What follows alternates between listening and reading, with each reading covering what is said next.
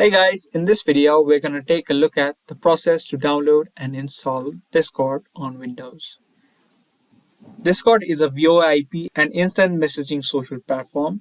Through Discord, users have the ability to communicate with voice calls, video calls, text messaging, and files in private chat as a part of a community called servers. To download it for Windows, open up any web browser of your choice. Now in the search bar, type in discord.com.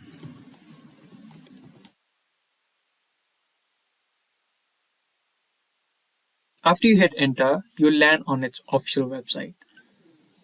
From here, you'll be able to see an option for download. Click on download for Windows. And the application will start to download on your device.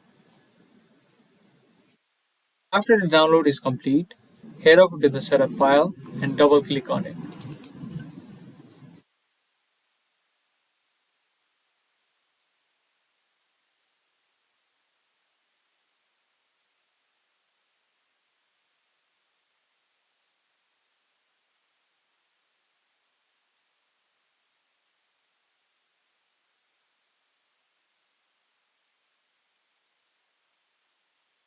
After you double click on it, you do not need to set up any files and the application will directly open up.